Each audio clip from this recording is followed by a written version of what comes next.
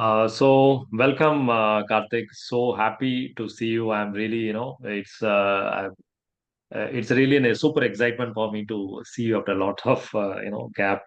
Way back in 2010, we used to be associate for Passport Seva. I'll give a brief introduction about you. We have Kartik Subramaniam here, who is a graduate of MTech in Computer Science from BITS Planning. He has more than 2 decades of vast experience across IT, software development, sales, and managing large scale transformation across a program like G2C, B2B, etc.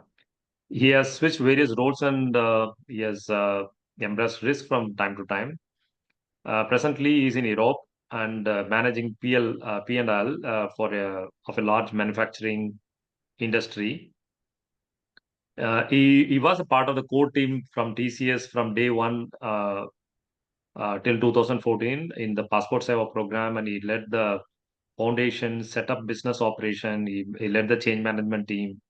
He was a key stakeholder management team. He was in the team, and he defined the Passport Seva program and the processes. He led 7 pilot Passport Seva Kendras, followed by managing operations of 33 Passport Seva Kendras directly across the southern state of Tamil Nadu, Kerala, Karnataka, Andhra Pradesh. I remember him very vividly. He was heading the operations of entire South India when this program was actually launched or rolled out in India for the first time.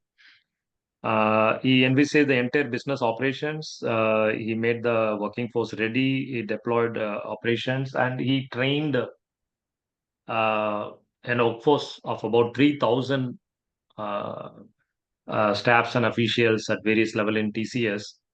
Not only training them, the big issue is how to train them to manage and sit with the government people and let the process go. So that is a big challenge that Karthik has done.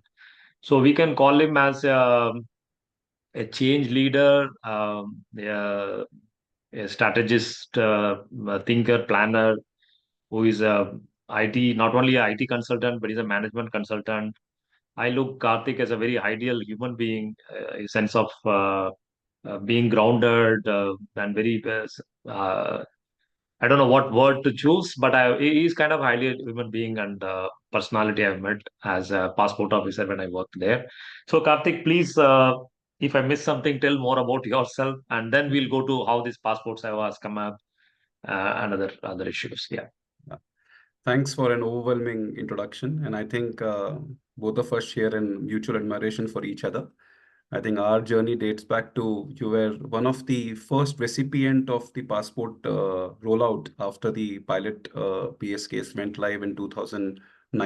And I remember Tamil Nadu was the next kind of, if I may use the word beast, because at that time we had different passport seva kendras emerging, and Tamil Nadu had a lot of stake in it. There were 7 passport seva kendras under the 3 RPOs. If I look at the first RPO was Chennai, yours was Trichy, which was managing twin PSKs comprising of the temple town of Tiruchirappalli and Tanjavur, beautiful temple towns.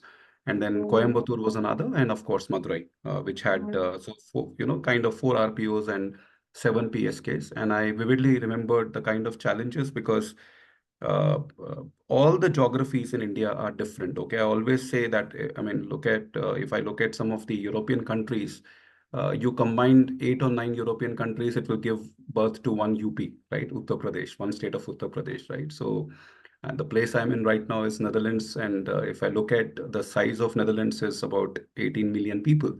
And if I look at the population of UP itself, it is 4 times the size in terms of both geography as well as in terms of population. So every place in India had diversity in it, but I think the most challenging phase at that time was to look at, of course, we were coming out of a tough phase of the Great Economic Depression, 2008. People wanted to travel, and in India, the meaning of passport is not only it comes as a natural, as a travel document, but also as a very important identifier for an individual, right? It gives you the nationality, the the kind of who you are, what you are, who are your parents, and it also talks about a lot of things. So it's a status symbol if anybody having passport. So I remember Trichy and Madurai had a lot of X factor in them because we had confluence of people coming across the border, and they wanted to get they wanted to get the Indian citizenship one way or the other, naturally, or obviously a lot of people wanted to have the Fudge passport. So that was a very unique challenge, and I remember you standing, and being the change leader, implementing as the RPO of Trichy and Tanjavur. You helped us a lot in the inception of the Passport Seva program. So I'm highly humbled to see you and excited in our association, and great to see you after such a long span of time. Thank you. Thanks for your kind words to Karthik. It's mutual, the happiness and excitement to meet you. Now this session, what we are planning is like this is to help leaders like you in the tech industry, and also development practitioners like civil servants, government servants, like who are either associated with the e-governance project, or who wants to change, do something in the e-governance in their respective area. This is to make them do without tears, without facing much difficulties. So this session is to tell about the passport seva, its origin, and what difficulties it has faced, and how you as a tech person has overcome it as a change leader. Also, all sorts of things. It is just in semi-formal kind of open discussion. You can start with, we can now start with the origin of passport seva project, right Yeah. from like 2008 to 2010. You can whatever you remember, you can speak about it. Yeah, please. Right. I think I still remember it was, I think, the days of 2008. It was in a function in 2008 in July, if my memory serves me right. We were given an LOI, a letter of intent, in the month of July, that okay, TCS has been formally. Obviously, there was a lot of bidding process, lot of companies were involved, and TCS was selected as the service provider after a very very tough RFP. There was a RFP floated, and TCS responded with many other companies. And obviously, TCS had the best solution and the best mindset, because this program needed a very, very different approach to tackling a very important aspect of G2C, which was, how do we transform the entire passport issuer system in the country, right? So it started in 2008 when the LOI was issued.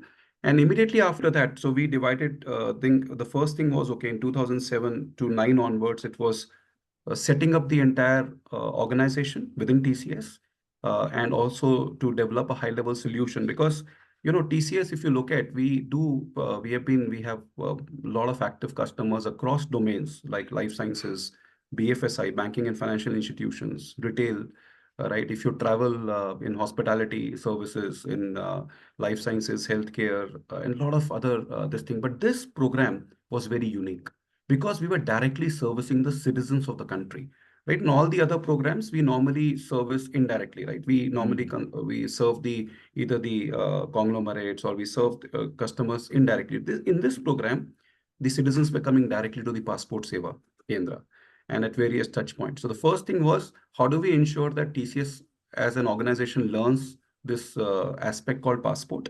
There are a lot of dynamics involved, just not a travel document for the outsider. It will just appear like a small document which has your nationality, identity, your criminality background, your all these background and the X factor. But internally, there is a lot of algorithms, right? India changes every 50 kilometers. So the way every district in India, okay, is different. The documentation standards are different. The availability of documents are different. Some people travel from far-flung areas and all this thing. So first of all, it was we set up a team. I was fortunate to be part of the core team that actually were stationed in the CPB division for about 38, 40 days. We understood, we met all the RPOs at that time. I remember it was 37 regional passport officers. There was a team formed at their end. There was a team formed at TCS end. We first understood this entire aspect of what is e-governance all about? What is passport all about? What is the current process, right? What are the pitfalls? And so we visited various offices. I remember I going to passport office in Delhi, going to Chandigarh, then traveling to Kerala and looking at different places. And every The first thing I found was every passport office had a different story to tell. The end objective was same, but every passport office was disparate. It was very different. Why I say different? Because the way the citizens were being engaged, the documentation, ask of the documentation, the processes, huge serpentine queues, okay, uncertainty. Okay, uncertainty was another big factor. So the first thing we had to eliminate was that, okay, we figured out that, okay, what is the vision statement of Passport Seva? The vision statement was we had to deliver the passport related services on time to all the citizens in a much more transparent, accessible, more streamlined processes. Okay, and with the help of trained staff, trained and motivated staff. So that was a vision statement put across by the then Joint Secretary. If I recall his name correctly, it was Mr. Swaminathan who gave that mission statement to us. So that was one part. And what were the motivators on the other side? Obviously, the limited reach. There were limited passport offices, right? There were lack of amenities and infrastructure. If you look from citizens' perspective, lack of standardization, lack of certainty in the services. There were scalability issues. There were growing demand, huge expectation, heightened expectation of citizens, and the international travel standards were changing and evolving at that point in time. I remember ICAO, International Civil Aviation Organization, they keep revising their norms every now and then.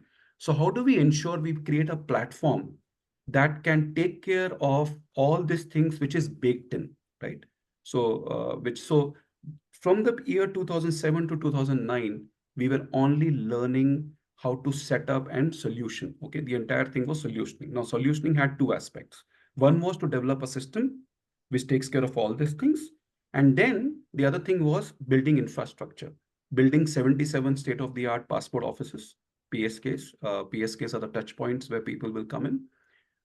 We had to build in the entire process in unidirectional flow, that people will come in from one side. It's a air conditioned environment. Everything is visible. The token gets issued. You go from counter, token counter to the A counter.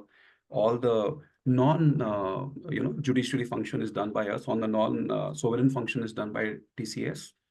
And the B and the C counter, which is governed by the government staff of the CPV division or the MEA, they do all the sovereign functions, the verification of documents, the veracity of the documents, and the granting of application. So 2007 to 2009 was phase one, where we did all the setup and solution development. Then came phase two, which was 2010 to 2012. We had to implement and transform, right? So all the brainstorming happened in the first 2 years of inception. And then came the implementation. Go on the ground, select the places. Okay, like for example, in Trichy, we selected a very cornered location, which is accessible on the bus stand. I remembered we selecting a place. Yeah, I remembered selecting a place in Bangalore, which was in Martha Alley. We went to a place called Martha Alley in Whitefields. And I remember that when I first went in, I had to tell the driver of my car to tell him that, okay, you have to go near Intel office. The landlord called me and he said, you're coming here to see this. There was no passport at that time. There was no passport office. We were going to select the passport office. So I asked him, where is the office? There were no GPS at that time, right? 2008, 2007, 2008, there were no GPS.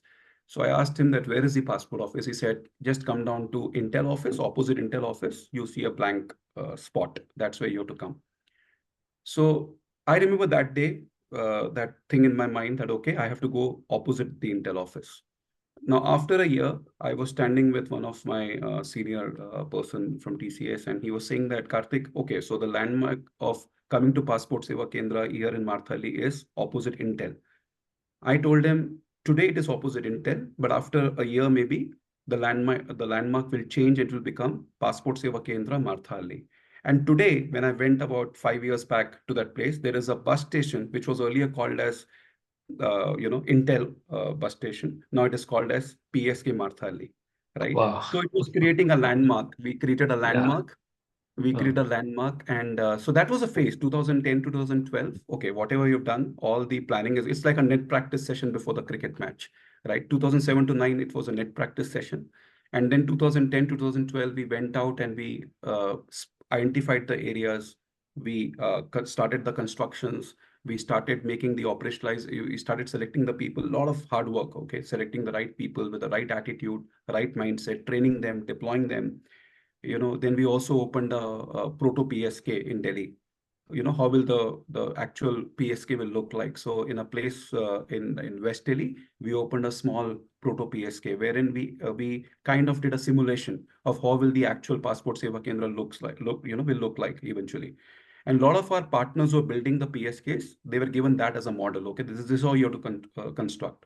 Now those PSKs could be a small PSK, a medium PSK, and a large PSK, but the basic design of the PSK will remain the same. The consistency of colors, what kind of light we should use inside this thing, what is the what is the light factor, what is there is a technical term which called as a lux level of the lux level inside the PSK, the lighting level, because when you're capturing the photograph, the light should be clear. Yes, I got it. Right? So all those aspects were very, very carefully crafted in that phase. And then we were in 2010 to 12, we started doing the implementation and transformation. We started taking on the load from RPO to the PSK. So earlier the passport office used to process everything. Now we started gradually bringing the people. The old system was called as Python. The new system was called as Pride. Now, Pride was a name given. It stood for Passport Related Information Data Exchange, right? So it was Yeah. Python to Pride migration. And we started making small steps. We started bringing in some 100 people from the passport office. We arranged buses. It used to come from passport office to the new PSKs. And then we used to offer them services. So that was the phase of 2010. We also rolled out pilot PSKs. There were 7 pilot PSKs, 4 in Karnataka, one in Lalbagh, one in Marthali, one in Hubli, one in Mangalore, followed by 3 in the northern side, comprising of Ludhiana, Ambala, and Chandigarh. So these were the 7 pilot sites.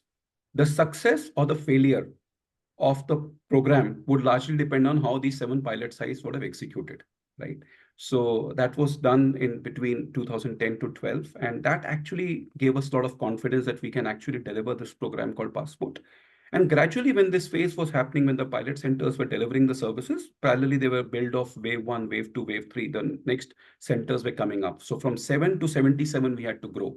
So we were constructing Passport Seva Kendras across Tamil Nadu, Karnataka, Andhra, Delhi, right from Kashmir to Kanyakumari, and right from west to east, we were building all the passport offices. And then came the phase of 2013 to 2015. So 2012, we went live across the country. 2013 to 2015 was a phase of operationalization and improvisation. Improve from your learning, right? I still remember every day we were learning, we were making changes in the system, right? When we went live on one of the occasions in Mangalore, I still remember the day when a lady directly came from the hospital, okay, and with a newborn baby. And at that time, the rule said that you have to, anybody for whom you can capture the photograph. So the rule said anybody between less than, infant babies and all, should, you can scan the photo, you need to take a photograph. That was a rule. But then now we have a situation where there is a 2-day baby born, and how do we capture the photograph? There is no seat, Yeah. there is no sitting arrangement and everything. Now suddenly we had to now make sure that the eyes have to be open because it will not qualify the ICAO test, right? Now the Yes. baby and the lady had the urgency to go to Dubai, or I don't remember that place, UAE, right? Then we had to make some changes in the system. We had to make her wait for a day, but the changes were very fast. So we started evolving in that phase. Okay. And then all the learnings in that phase got implemented in 2013, 2015 phase. That was a period of operations and improvisation. And then 2016 to 2020 onwards, pre-pandemic, right? Pre-pandemic COVID, we wanted to enhance the citizen service model. So we started tweaking whatever we have learned. Now it became BAU, passport deliveries became the business as usual. Now, how do we go to the next further? How do we launch a mobile app? How do we launch maybe a mobile van? How do we reach out during the COVID phase? We launched this thing. Then how do we connect the passport? Because the passport offices were limited and the demand started growing. Now, how do we connect the post offices, right? So there were 400 plus post offices got integrated with the PSK. So I would divide the entire journey into 4 steps, right? From 2007 to 2009, then 2009 to 2012, 2012 to 2015, and then 2015 to 2020, and now it is business as usual. That's great. That's great. This is a wonderful overall view and how it has evolved, and it's nice to hear. It's very interesting. Uh, I have certain general theorizing kind of question Yeah, uh, from a common man perspective. Like there are several issues, several service delivery issues in India uh, from government to citizen. Why do you think passport Seva program was launched? Why was it kept as a mission mode project? Why did government give importance to this passport Seva project? yeah, Like not like a tech leader from a renowned organization. I'm just asking you, like a common man. yeah. How this project has come up and why this project was taken as an important project when there are so many other service delivery issues? Right. I remember when I asked a similar question. They were, I think, as per the NEGP, National E-Governance Plan, there were, I think, 20 or 21, if my memory serves me right, there were 21 such projects that were identified in the pipeline, right? One was integrating the police stations. The other ones were the e-courts, okay, and many other programs. So there were 21 such programs, and they wanted and of course, we did MCA before the Ministry of Company Affairs, right? We did the MCA implementation, filing of companies and other things. So there were 21 such programs, and passport was picked up, because it touches every citizen. And 2008, if you remember the timeline, it was just coming out of economic depression. US was emerging as the major economic force. Bangalore was just being developed as a Silicon Valley. Hyderabad was being developed as an IT. This thing, a lot of foreign investments were coming to India.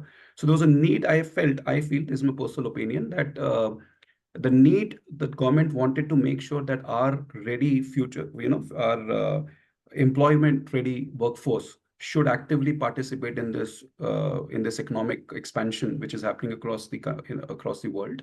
So they wanted to ensure that, okay, let's prioritize this. And to be honest, before that, some of the government programs, India has been a graveyard of some of the programs, right? There have been a lot of programs that have failed in the past. So government very categorically picked up Passport Seva, and then they said, depending upon the success or the failure of government Seva, the other programs will be reviewed later. So passport, to me, it was very apt because India was the whole world was just emerging out of the economic depression. There was a lot of demand. There was a workforce ready, a lot of young population of Indians wanting to go abroad, study abroad, getting employment abroad. And the economy was just coming back on this thing. So it was an experiment that, okay, if this program clears the asset test or the litmus test, we will open the other programs. So that's my personal opinion. Oh, fine. Wonderful. You said we very rightly that we want to reap the benefit of globalization, having mm, uh, we have a demographic advantage. We had a demographic. We have also now. We have now the world's largest working age group population. So maybe this is one of the reason government has prioritized that yes, passport has to be service delivery has to be streamlined so that citizen goes out for education, employment. Another thing, as you already told, one of the other reason maybe ICO guideline, like Yes. it has to passport has to be digitized. That should be MICR. Though there Yes. was earlier even MICR, but maybe we wanted to go for the ICO prescription. This may be another reason. And you also in your while you spoke, you also told about other projects like CCTNS, Crime and Criminal Tracking Network System in police and e-court. They are okay, they are doing good, but they're not as successful enough like passport. What do you think? What is your opinion? Like, what is the secret behind passport Seva success? Why we could not do much in CCT and other e-courts? Because we know even today there are millions of cases pending in the court and it's a mess there.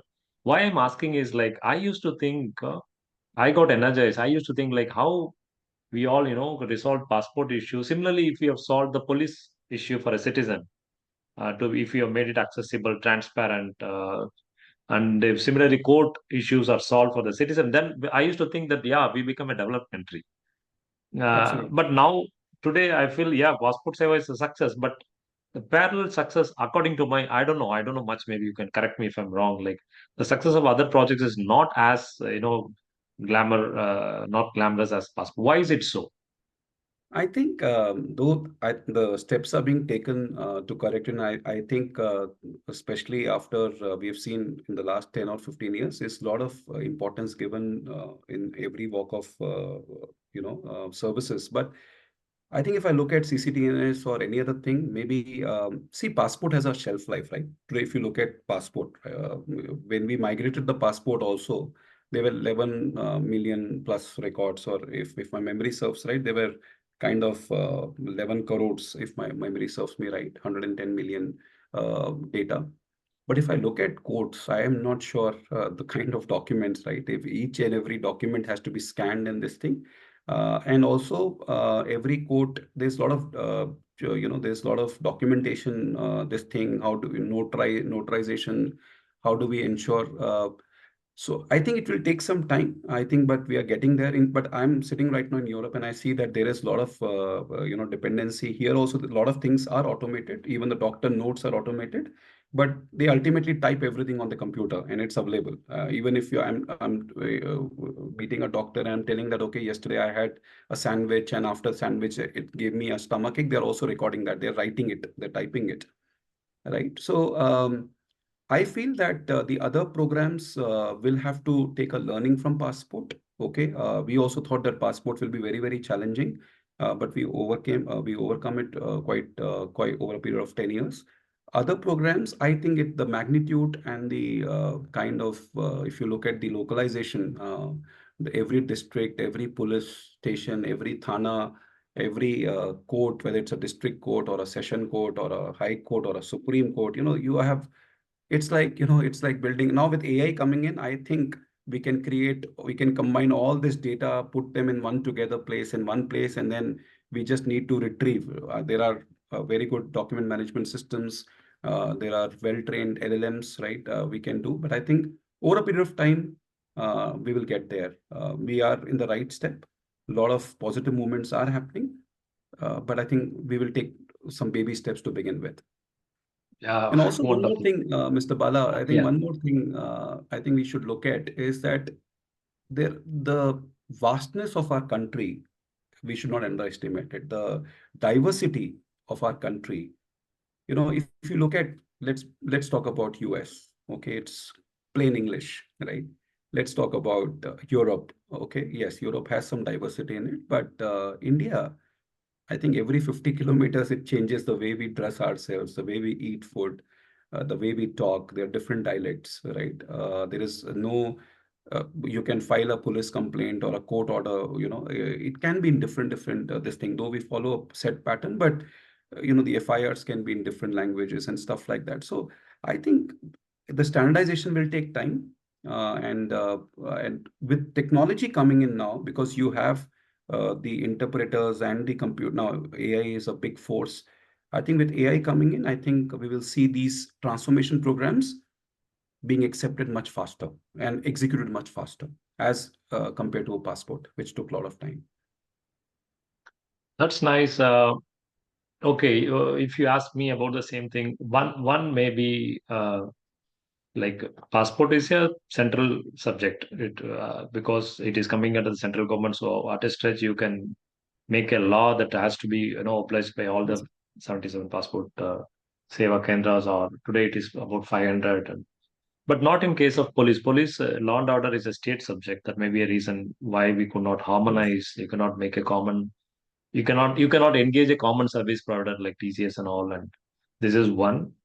Another reason is, as I have seen in passport initially, when we've implemented, it is not like okay, it is a very good project, and I thought like there will be a red carpet welcome, but there was lots of vested interest who also went to court, and I understood like simply because you're solving a problem, citizen orient, doesn't mean that all people are going to welcome it. The previous stakeholders, vested interest may not be a right term. The previous stakeholders of the project, if they are not involving, we cannot involve also, because we cannot involve middlemen, we cannot involve brokers, we cannot involve travel agents.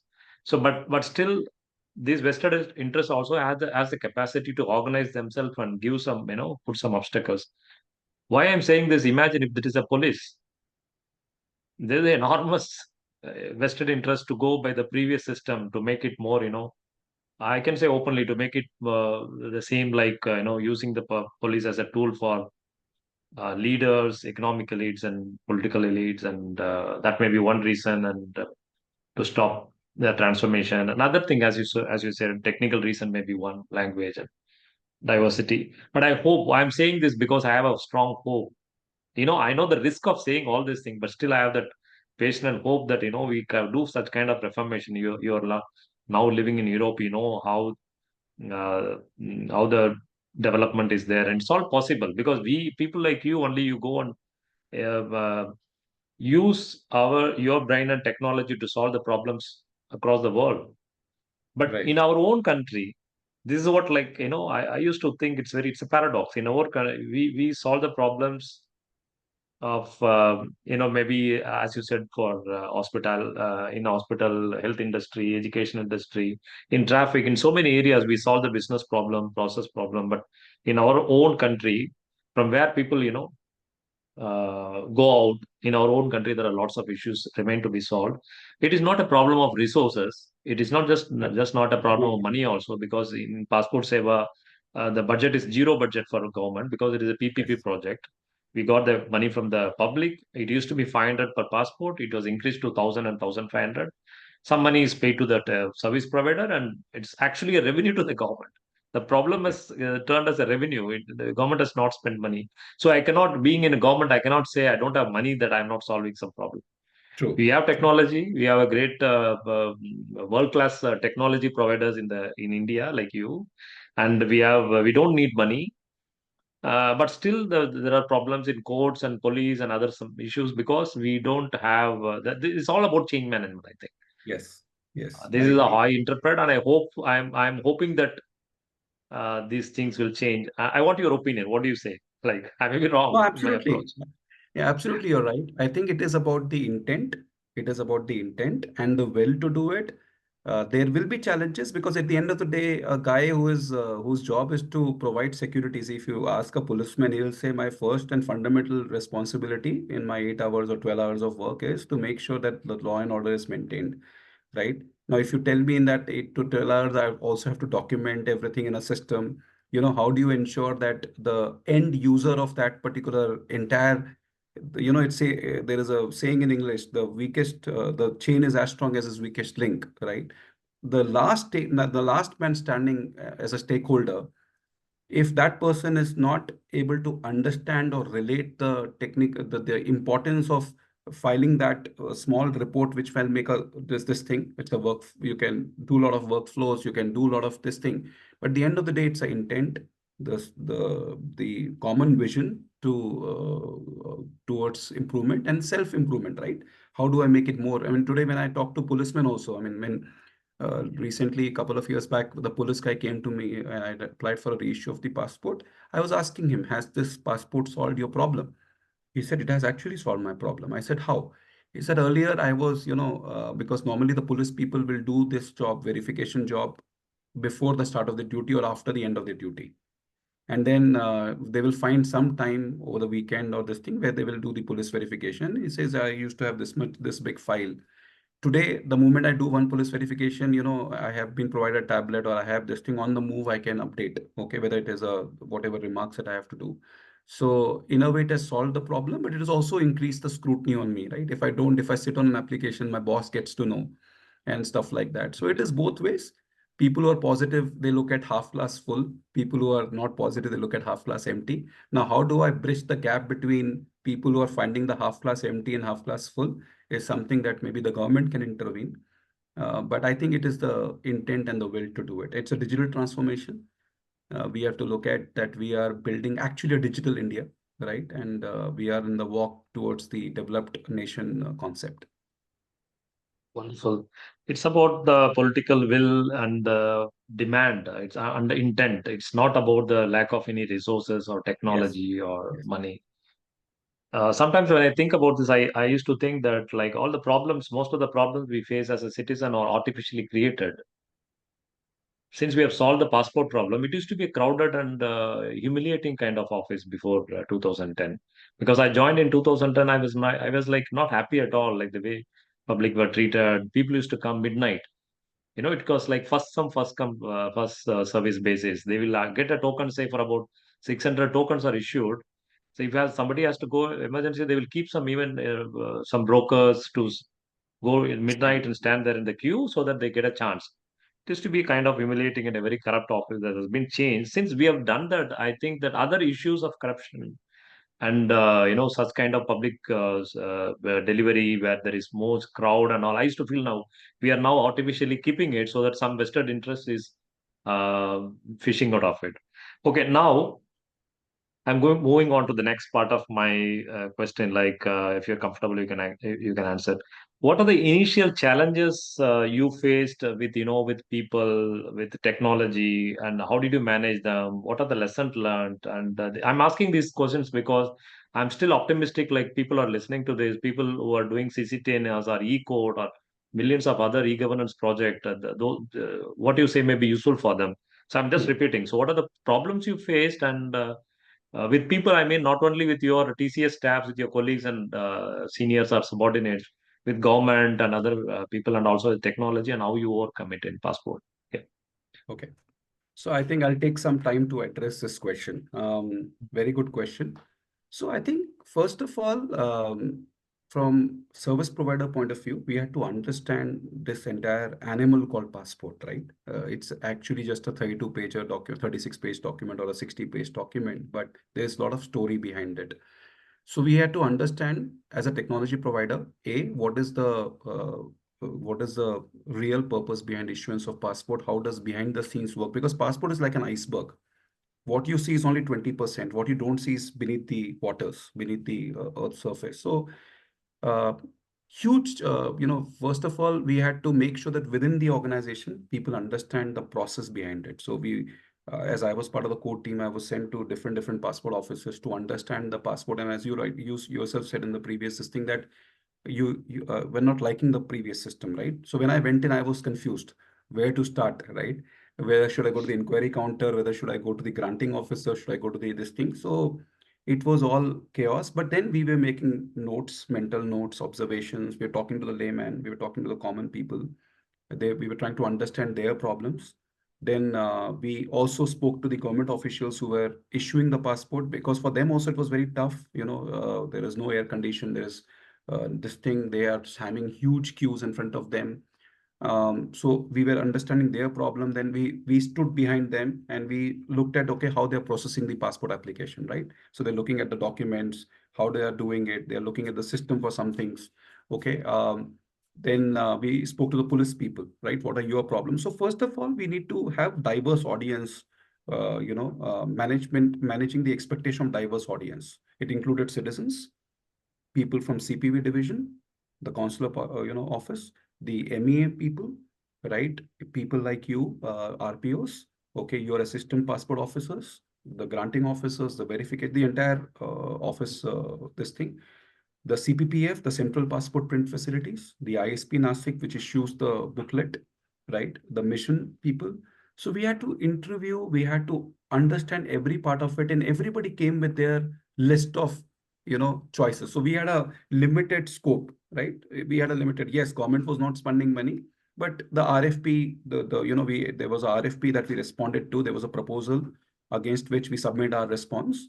So there was a limited thing, but when you go to the people, they will have their own, so we asked, what are your things? So people were saying, I want this, whereas I only knew that I can address 4 things out of those 5. It's like a child. You go to a child and say, what do you want from the shop? He says, I need everything, right? So police, if I talk to police said that, okay, I will not, use technology. I'm a, 10th pass or I'm a 8th pass. I'm a 11th pass. I'm the person on the ground. I will not use a tablet or I will not use a computer, right? If you ask a government officer that you have to use a digital signature, we call it as dongle, right? Those days we used to have a digital signature so that, the identity of the person remains till the end of their passport stage. So person said, no, why should I do it tomorrow? I'm just retiring in 1 year's time from now. Why should I give my Remember. credentials? Tomorrow you can take me to the court, right? Yeah. So you're creating a digital footprint because we want to create a digital footprint, right? Who granted the passport, who verified the passport and everything. So I think the first thing, the major challenge was how do we manage the stakeholders, right? Expectation, managing stakeholders' expectation. Change management was another very, very important aspect, right? There was an existing system and then there was a new system. People are used to the existing system. They are okay. I mean, going to a passport office, they know that I have to apply a earn leave, or I have to apply a leave from my office, or I have to apply a leave for my student. If you're a student, you have to apply leave from school or college, right? They were okay to stand in the queues. But suddenly, now we had a very difficult problem because we had to train people who are the citizen interfacing people. We had to train the people from the government side. This is a one unique project where under the same roof, you had both the private staff of TCS and the government staff of the ministry were collaborating together. First of its own kind. I don't think it had happened before. We had situations earlier where there was a portion of the front office and the back office. The front office and back office were totally demarcated separately. This was one Example, in which project? MCA 21, MCA 21, right? Minister of What kind of Information. service It was you did there? creation of companies. So when you float a Okay. company, so you have a difference of front office and a back office. And again, there, when you're creating a company, only the owners of the companies will come, or the CAs will come, the chartered accountants will come, right? Not the common man. Now here we have a problem because we are directly, the people who are coming are the common men, the common women, the common citizens of the country.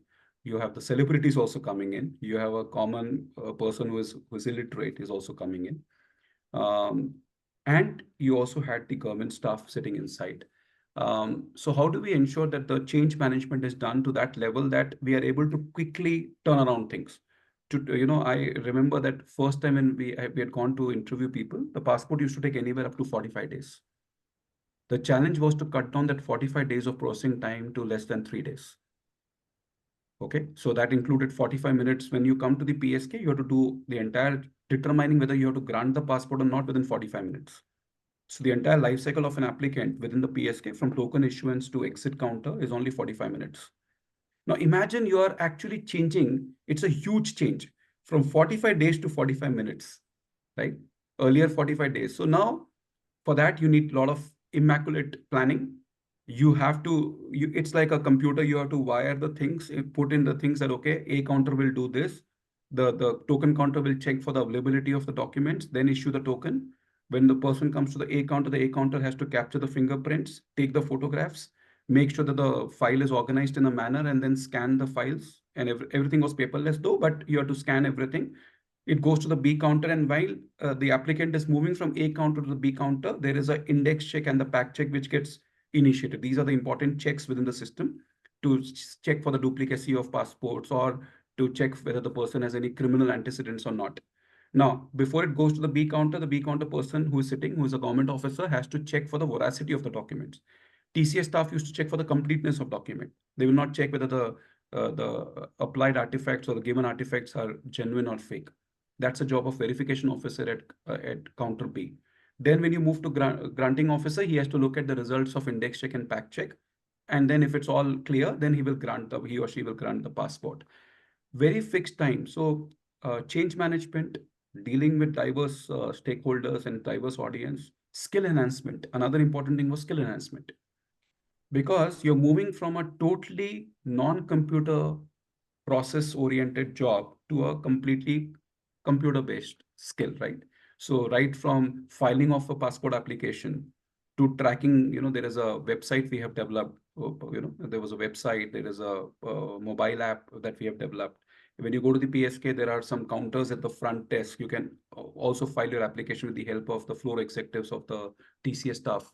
So all those things were there, but then how do we ensure that the mindset change, that even if you're literate, you don't want to be doing things. If the old writers will always prefer to have a pen and a paper, and they will want to write. If you tell somebody to use Kindle or something, they will say, I am a book reader. I want to smell the book. I don't want like Kindle, right? So it was that mindset, that how do we use of technology, the ease of technology, how do we disseminate that part to the people, right? So then the non-process standardization, most important part was every RPO was different. There was the process largely were kind of 70% were standardized, 30% were not standardized, right? Somewhere the extra documents will be asked for. Just the government officer wanted to make sure that I'm safe, right? I don't make a mistake or for whatever reasons, vested interest or whatever, they will ask for extra documents. So we wanted to make sure that, well, as you rightly said, ICAO standards are, common, and the CPV division, the MEF, wanted to make sure that there is a consistency. So we've identified across India what are the common documents, right? Okay. Whether it is the Aadhaar card or whether it is if the ration card has a problem, then okay, ration card has a expiry date. I did not know before joining this program that a ration card also expires. Okay, PAN card cannot act as a address proof, right? Your school living certificate can act as a date of birth certificate. So we found group of documents which are consistently available across the country. And we also found what are the documents which are state subjects or which are, this thing. So we consulted and then we made some mandatory documents, non-mandatory documents. Okay. If you are giving a non-mandatory document, then, you need to submit 2 documents or maybe an annexure or a declaration, something like that. Right. So that was a part of it. When we were designing the system, we had faced challenges, right? The name. If you look at in North India, you use the concept of first name, middle name, last name, right? Whereas if you look at, I'm from southern part of India, I'm from the Tirunelveli side. My grandparents were from Tirunelveli, and in that place, if you look at, our names are pretty big. We use the name of our grandfather, the father, the village name, and of course, then comes your name. So how do we ensure that, okay, that entire name column gets fitted? Okay, because passport also has a size restriction. The booklet also has a size restriction, right? So the challenges were multifold. Managing diverse audience, stakeholders' expectation, managing the different stakeholders, change management, skill enablement, use of technology, enabling technology, and of course, the standardization, the process standardization. So these were the challenges. Now, how did we overcome it? So we did various things, right? I think first of all, we created a proto PSK center where we created a simulation center in Delhi. So that was led, the business operations was led by a person called Rajesh Dogra. And we created a team which was called as a startup team. Now, this team job was to even evangelize, okay, see what are the process. We will do a lot of case studies, mock studies. We'll come with that proto PSK was there right from 2008, 2009, and it will act as a simulation, and we will make somebody sit in the token counter. Then we'll see the passport file, the dummy file will be created. We'll go to counter A, then counter B, and counter C. And at various stages, we will make a very irate citizen, a citizen who doesn't have time, who is shouting at you, an illiterate citizen, okay, a literate citizen. A literate citizen will have different this thing. He wants a phone Wi-Fi when he comes to the office, right? He needs this thing. He doesn't have a waiting time. When a celebrity comes, again, he has a different this thing. I still remember there was a cricketer and his wife who came to Bangalore center, and the change of process happened. Earlier, we used to ask the people to carry their photographs, passport size photograph. Now, this was a change, and this cricketer and his wife came. The cricketer is a very well-known cricketer. It was in Bangalore, Lal Bagh Center. And his wife came, and we thought it's going to be a cakewalk. We treated them well. And suddenly I heard a commotion, right? They were sitting in the A counter. I just greeted them. And then I went out, after making them comfortable, and I went out. And suddenly I heard there was, some kind of argument, loud voices coming in. I went and I saw this cricketer's wife was making some remarks and she was shouting. So I went and very humbly asked that, what is the problem? She said, nobody told me that this process has changed, right? I'm just talking about the mindset. She said, I have carried my passport size photograph. I went to the studio with a right makeup, got this photograph printed. I have come. Now your CSC is telling me that I cannot use this photograph and they want to use this camera. I am not ready. I have not come with a makeup and everything. I don't want to give this. So, we had to use a tactic how we handle, our mother or our woman or our wife at home. I used the same tactic. I requested, pleaded. Then I took the cricketer in my stride. I told him that, the process has changed. He understood. He empathized with me. He said, I know, Kartik, it is difficult, but let us try. So then I convinced her. And we gave her a separate space, and she did some whatever makeup she wanted to do, and she came back. So right from such challenges to a challenge that I told some time back, that a lady in Mangalore came with a newborn baby, right? The baby cannot even open the eyes. Now, how do you capture the photograph? Whether you have the camera, you shift the camera, take out the camera, or even if you send that person to the studio guy will not able to also take the camera, because the eyes of the child is closed all the time, and the ICAO guidelines said that the eyes have to be open, right? You cannot close the eyes like this. So lot of issues, and then people were earlier dependent on agents, travel agents, right? Now suddenly you're asking them to do everything, and travel agents were banned by TCS, and we made sure that this entire process is so simple that like Google, right? Even your grandmom can use it, right? Such a simple interface, google.com, such just a text box come, you write whatever, and you get everything what you want. So we wanted to make sure that at some point in time, okay, even if you are a father and you cannot handle computer, your son would be literate. He can do it, or your relatives can do it for you on your behalf. Or if you cannot do it, come to the Passport Seva Kendra, will help you. There is an assistant sitting and he will help you.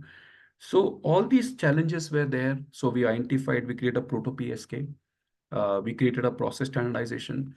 We created, we created a complete SUT team, startup team that was responsible for training the people across, training the police staff, the government staff, and the TCS staff, right? And the CPV, CPPF staff, the mission staff. We set up a call center which can address in 17 Indian languages. There are, I think 23, 24 Indian languages, but we set up a call center with 1-800 number.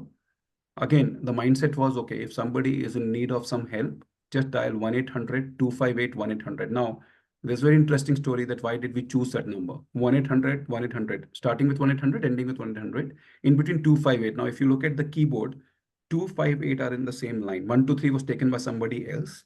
Okay, so we said, fine, 258. 2 is on the top line, F5 is in the middle line, and 8 is in the last line. Easy to remember, recall factor.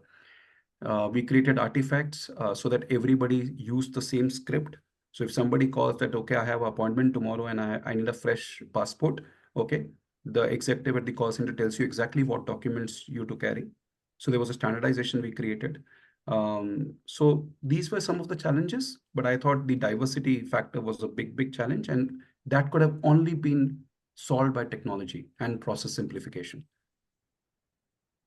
So bit long answer. Great.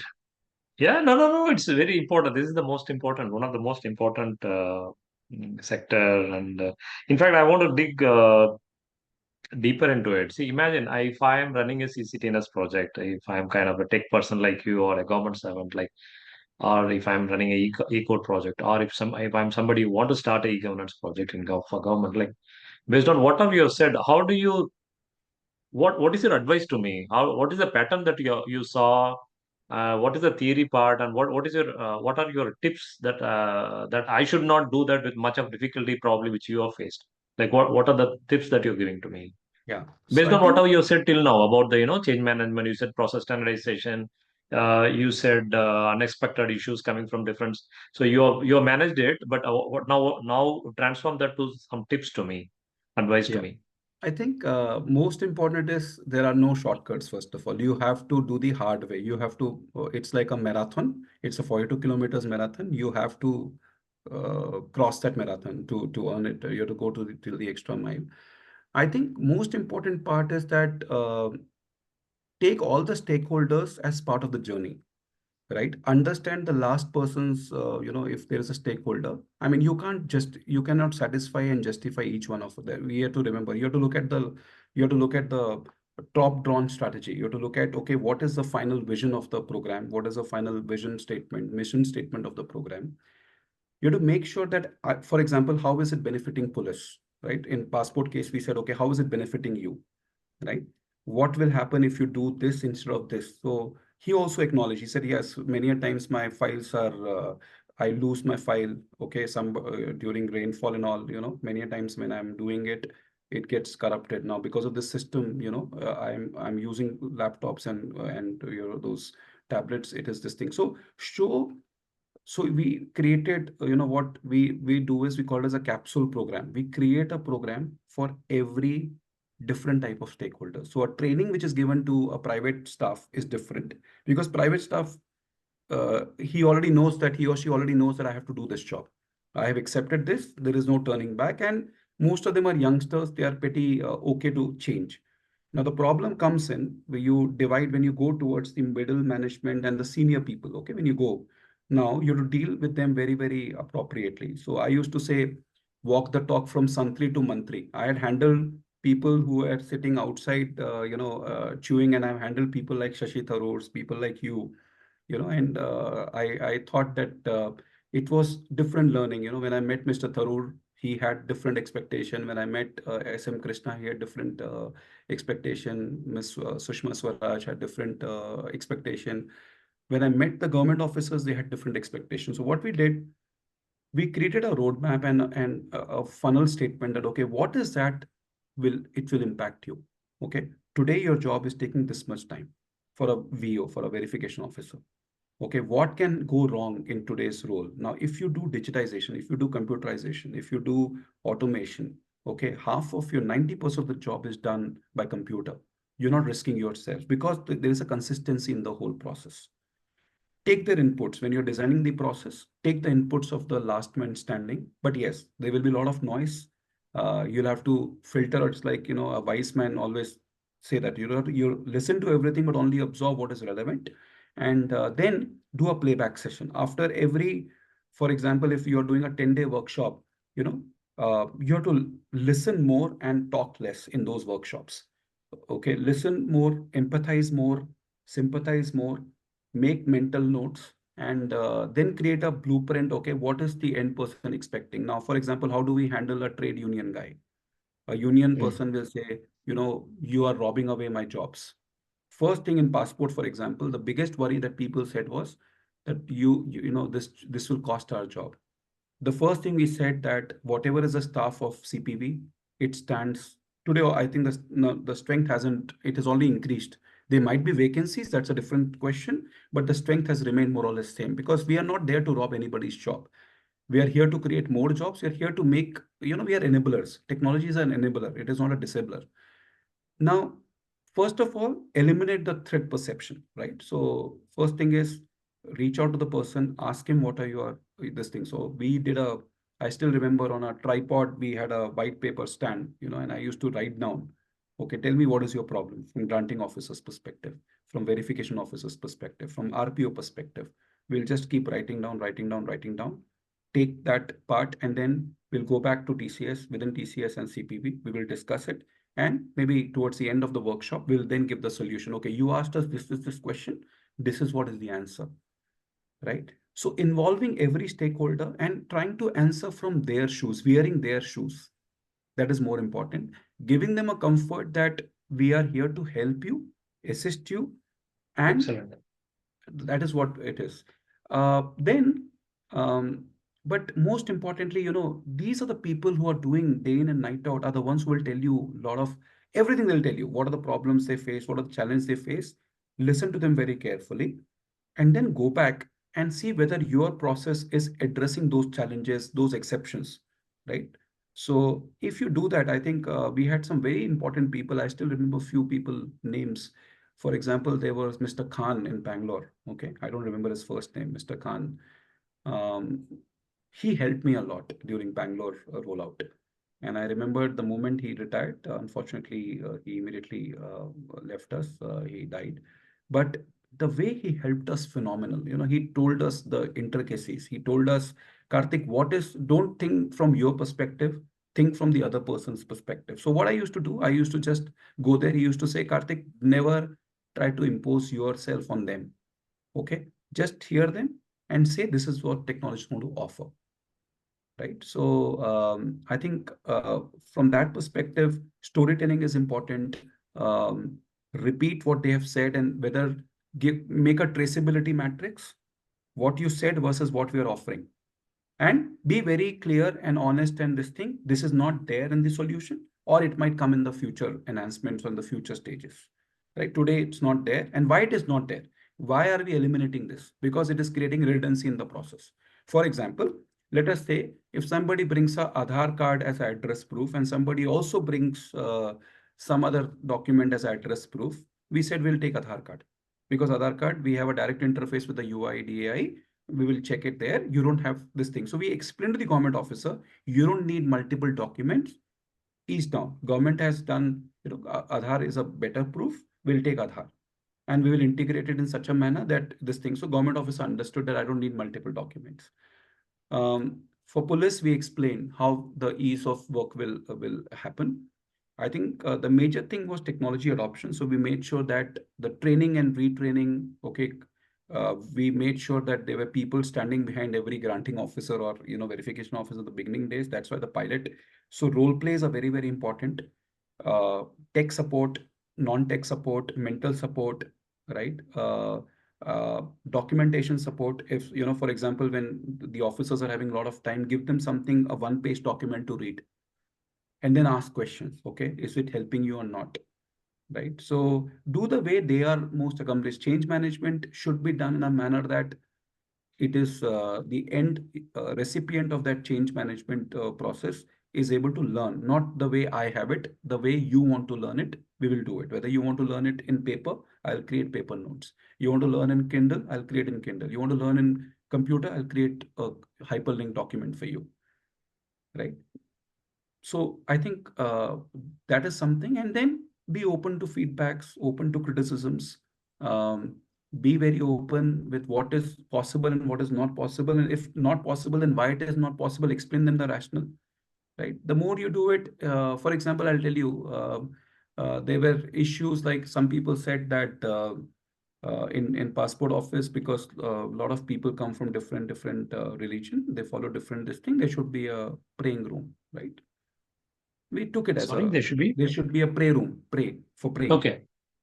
right? Right. So we created that part. Okay, now people are saying that, okay, how are you embedding AI? How are you connecting various digital platforms into each other? We are taking the feedback. So now the new phases are coming. The PSP 1.0 was done in 2012. Now the PSP 2.0 is coming. And then the 3.0. So there will be evolution which will keep happening, and we'll try to keep ourselves. But the core thing is passport issuance.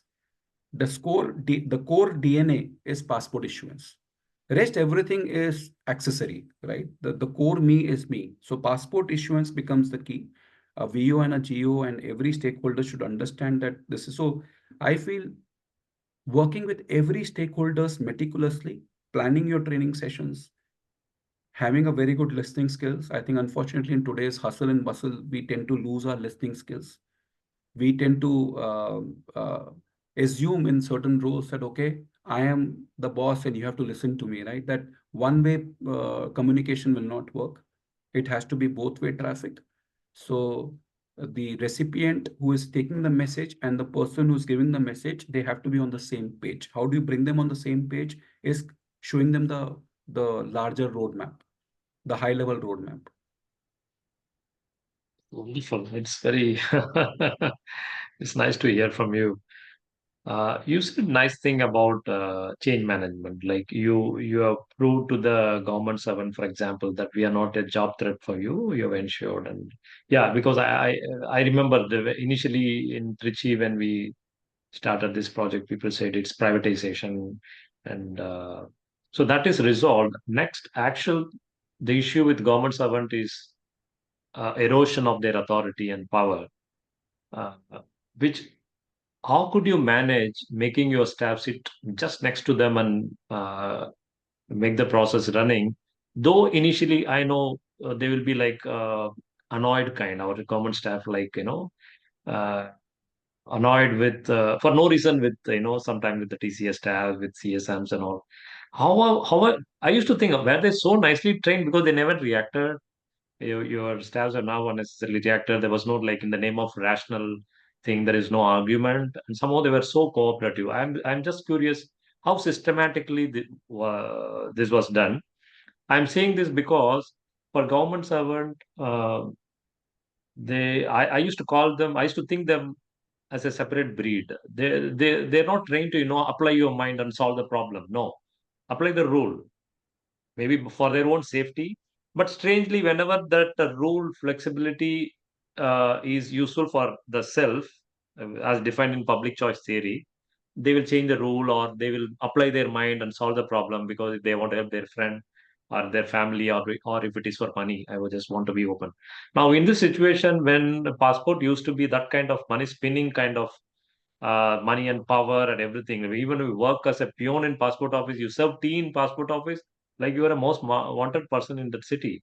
Right. In this situation, how could you manage that loss of authority scenario? How could you bridge it? How could you gel with how could your staff, not especially you, how could your staff entirely gel with this kind of passport staff Yes. and let the process run? And quote example, be open, quote anecdotes, because this is, I'm part of government. Maybe I'm also having the same kind, but this entire conversation is somebody will be benefiting out of it, like Yes. somebody who Yes. wants to change, some change leader will be benefit out of this. Yeah, So please. first of all, great question and great this thing. I think first of all, what we did, we hired staff who were from service industry. So first thing that we did was we hired people who were from services industry, be it banks, be it banking institutions, be it financial institutions, or be it colleges, teachers, and people with a lot of soft skills, right? Empathy, which was built in and baked in.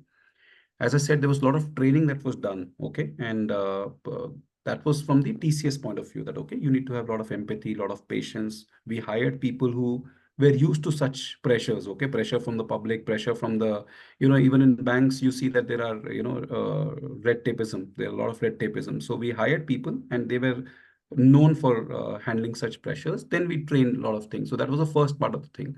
Now, when we went to the government officers, we said that, look, all the sovereign function lies with you. You are still the verification officer, you're still the granting officer. It's only the ways of working that is getting changed.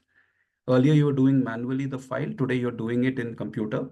In fact, you're getting more authority that this small dongle that we're giving you, it carries your digital footprint in such authoritative manner that even after you retire, you will be still remembered. Okay, that with that dongle ID, who you have granted the passport or you verified the passport, it still remains. So we in fact made it very clear, and when people were coming, they could easily relate that, okay, TCS was doing only the non-sovereign function, whereas government officers were doing the sovereign function.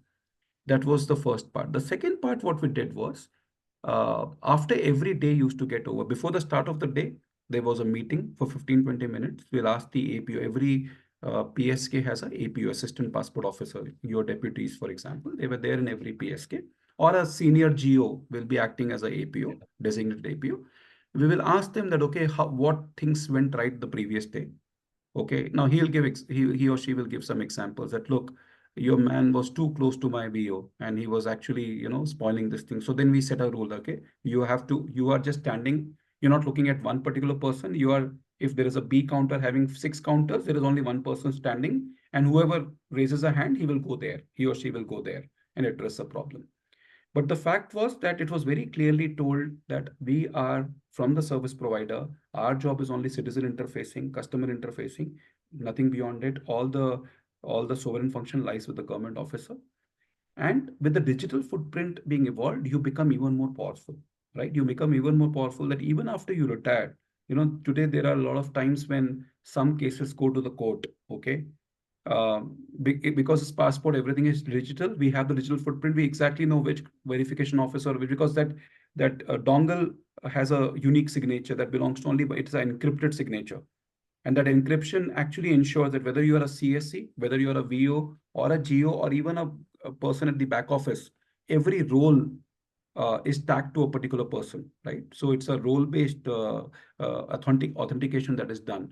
So we just said that the ways of working is changing, the interface is changing, but you are actually becoming more and more powerful. Earlier, if you're looking at 30 files a day, today you have the capacity in the same productivity, you can actually see 50 cases a day, because computers is enabling you to take half of your decisions. You don't have to look minutely at the index check or the pack check, because the result will tell you which is the closest match, which is a less closest match, whether it's a 80% match or a 100% match or a 60% match. So actually what we told the officers that, look, your job is getting easier by the day, but yes, the ways of working is getting different. And today they all know that ultimately, if the APO is the head of the PSK, he also knows that I have a counterpart called CSM who will manage the citizen, customer interfacing part of it. So the roles were very clearly demarcated. There was no way where, and it was a design principle that all the roles will be demarcated in such a manner that nobody loses, nobody gains. Okay, whatever is there as per the initial thought process of the Ministry of External Affairs, that remains in action. Gets built into the system, ingrained into the system. A VO plays the role of VO, a granting officer plays the role of granting officer, a PBO back office user plays the role of back office this thing. So it was meticulous change management, and our people had we hired such people in the constant reskilling, constant training. We were taking feedbacks from the APOs, the VOs and the GOs. Sometimes the VO and GO might become a bit vindictive. They might become a bit this thing that, okay, this person is interfering in too much of my work, right? We immediately go and we'll say, fine, we are de-rostering him. And we used to change the roster every fortnight, right? So today, somebody who is sitting at the token counter will sit only for 1 month. We never wanted those old practices to again come back to haunt you, right? So all the TCS staff were trained enough that they can perform various roles. For example, somebody who's doing a floor coordination work, somebody who's doing a token issuance role, somebody who's doing a CSC counter role. Everybody knew everything, and they were de-rostered, rostered every 15 days or 1 month. And we used to take active feedback from the government officers. So it was always that, okay, as I said, under the same roof we were offering, we were working as one common this thing. So it took some time. I will not say it was all smooth sailing. As I said in my phases, right? I divided the entire thing into 4 phases. 2009 to 2013 was probably the toughest phase. That was the inception phase, okay, where we learned from pilot PSKs, we learned from the later the wave one rollout. Wave two, wave three became much more. It's like today's the Lok Sabha elections are in 7 phases, right? So you divide the entire constituencies and stuff like that. We learned from every wave. The pilot wave was most important, followed by wave one. By wave two and wave three, we had 80% things under control. It was only those incremental, the regional level differences. In Kerala, things will be different, right? I mean, when I first landed in Kerala, the first thing which I found was there are, besides the national holidays and this thing, there is Bandh. The first day I landed, there was a Bandh announced. And I thought, okay, in Delhi also there are Bandhs, but it doesn't impact. But it was literally a Bandh with nobody on the street, right? No taxi to take you to the hotel, right? It was actually a Bandh. Now I imagine that, okay, what will happen if the PSK opens, you are servicing, you have an appointment, 500 appointments booked at Kozhikode Center or at, 600 appointments at Cochin Center, and suddenly if there is a Bandh announced, what happens to those 600 appointments, right? Mm. So all those things we learned, those were incremental learnings that we learned from place to place, and then those were kind of taken into consideration. But to reiterate, the training was impeccable. The authorities were never diluted.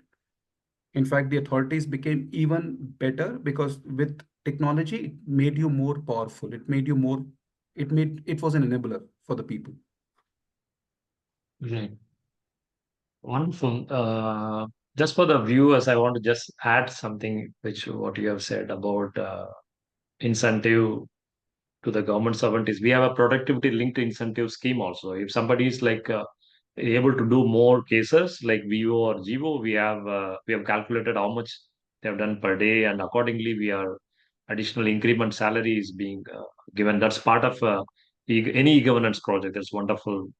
That is also maybe like an incentive for them, like why because many government servant it's not like very ideal. Oh, I'm able to do more cases, I'm very efficient because there is a computer.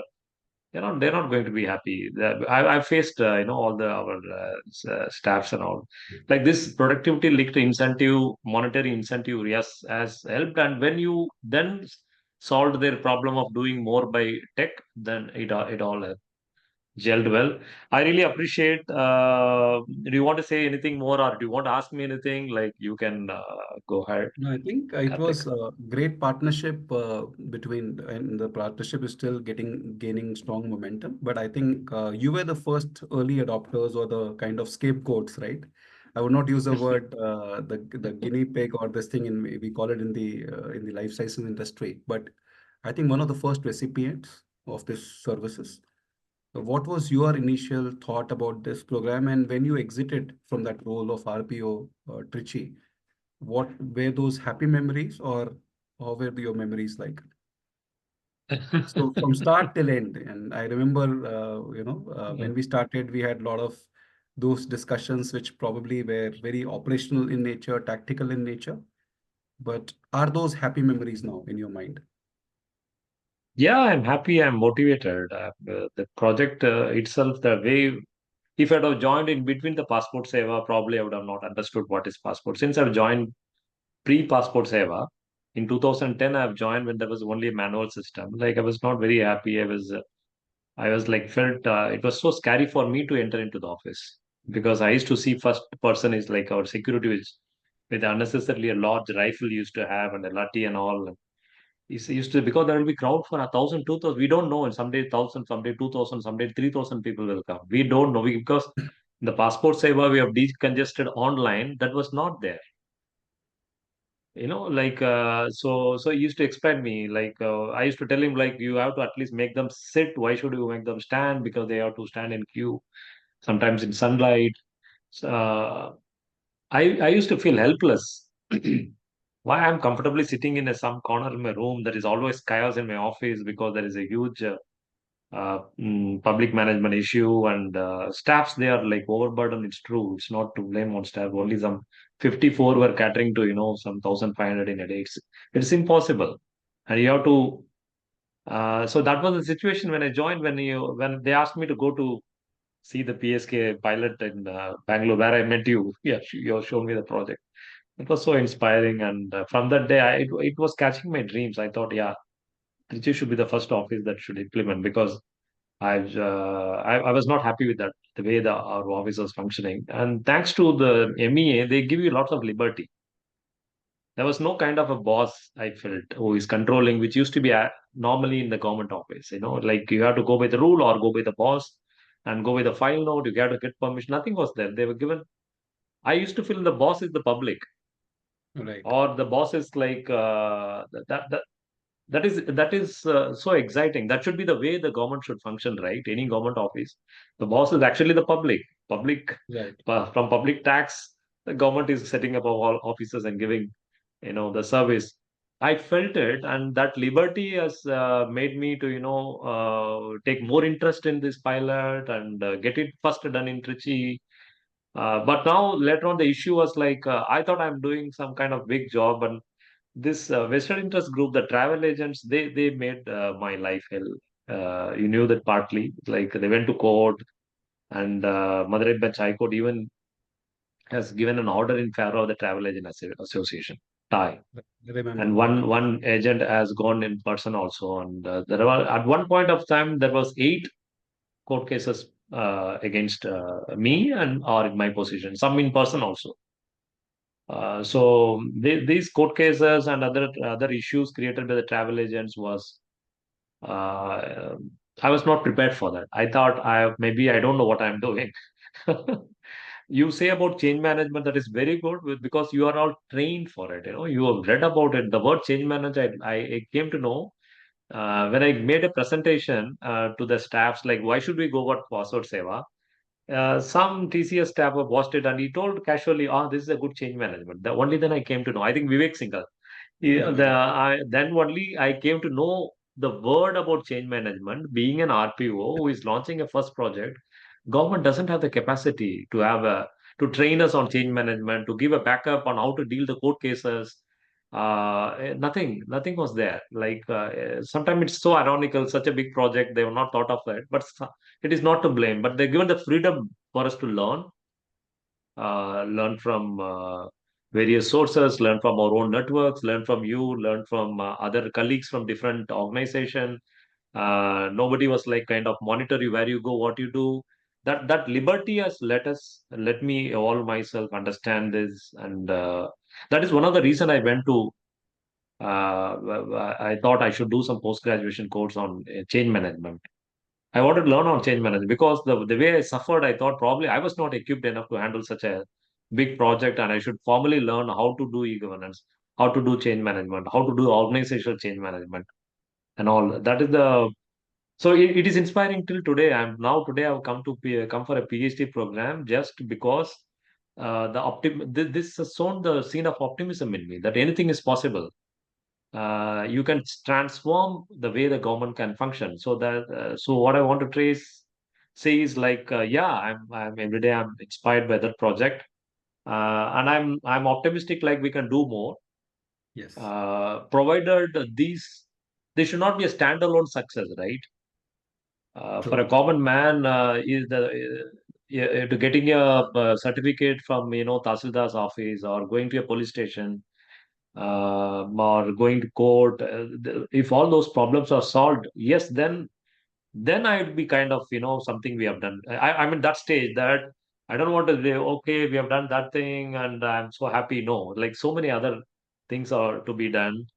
That's in the back of mind, and that's what I'm now studying about. What are the obstacles for development, and what are the opportunities, and how we can bridge it. That's what I'm right now studying.